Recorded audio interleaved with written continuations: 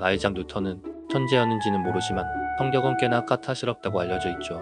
유난히 허약하게 태어나 곧 죽을 것이라 여겨졌기에 불행한 어린 시절을 보냈으며 아버지는 태어나기 전에 세상을 떠났고 어머니는 곧 재혼하였습니다. 그러다 보니 2살 때부터 할머니 손에서 자랐다고 해요.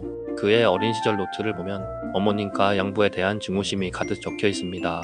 특히나 양부를 죽이는 상상을 할 만큼 목사였던 양부를 끔찍히 증오했으며 집을 불태워 버린다고 가족에게 협박과 폭언을 일삼았다고 하죠. 이런 가정 환경에서 유년기를 보냈기에 어려서부터 긍정적인 가정교육을 받지는 못하고 성장했다는 걸 알 수 있습니다. 그래서일까요? 아이작 뉴턴은 평생을 누군가를 사랑하는 법 없이 날카로운 가시와 같은 삶을 살았다고 합니다.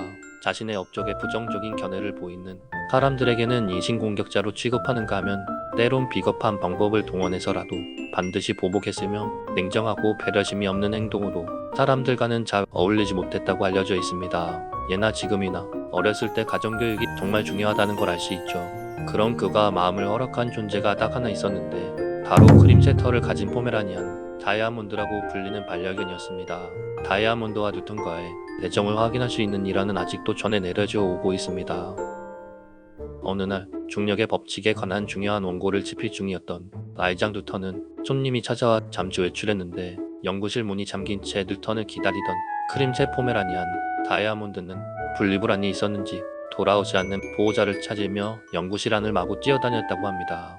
그러다 결국 책상에 촛불이 넘어지게 되었고 촛불로 인해 뉴턴이 중력의 법칙에 대해 집필 중인 소중한 원고가 모조리 타버렸습니다. 잠시 후 손님과 연구실로 돌아온 뉴턴은 이 광경을 보게 되었습니다. 평소 성격 파탄자로 익히 알려져 있던 뉴턴이기에 당연히 다이아몬드에게 불호령이 떨어졌을 것 같지만 그 광경을 보고서는 의외로 전혀 화를 내지 않았다고 해요. 다만 다이아몬드야 네가 지금 무슨 짓을 했는지 아니? 라며 다이아몬드를 안아 올렸습니다.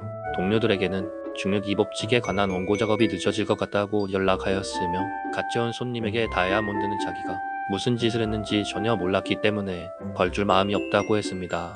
갑자기 사라져버린 나를 걱정하는 마음에서 저지른 일인걸 라고 이야기했다고 전해지고 있죠. 참고로 이 원고를 다시 집필하는데 약 2년여 정도의 기간이 걸렸다고 알려져 있습니다. 사람과 관계에서는 답을 찾지 못했지만 오히려 말 못하는 동물인 자신의 반려견에게만큼은 넓은 이해심과 애정을 줬던 아이작 뉴턴에게 다이아몬드는 유일하게 그의 마음을 녹게 만드는 존재였던 것 같습니다. 고슴도치의 가시처럼 외부에 대한 저항을 날카롭게 세우는 반면 그의 마음 한구석에는 따뜻한 마음이 남아 있었던 것 같습니다.